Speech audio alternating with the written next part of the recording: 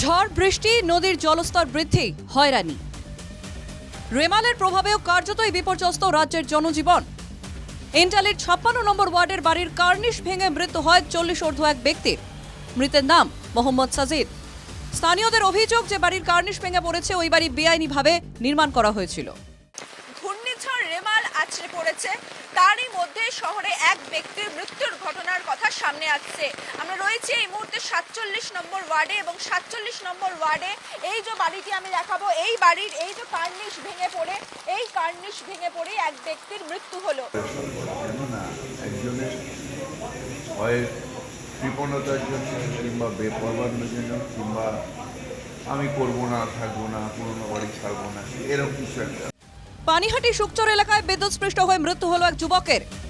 গোপাল বর্মন নামে বছর 30-এর ওই যুবক রাস্তার ধারে বাথরুম করতে গিয়েছিলেন।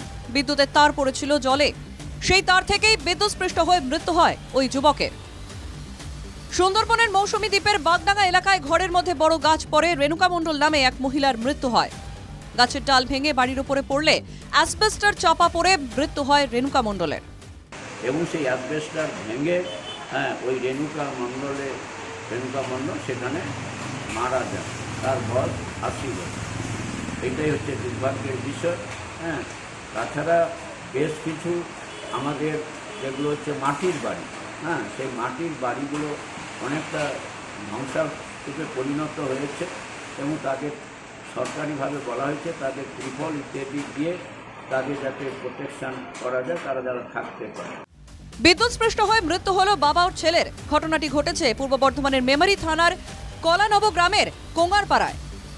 ঝড়ে ভেঙে পড়া কলাগাছ কাটতে গিয়ে বিদ্যুৎবাহী তারের সংস্পর্শে আসতেই ঘটে যায় এই দুর্ঘটনা।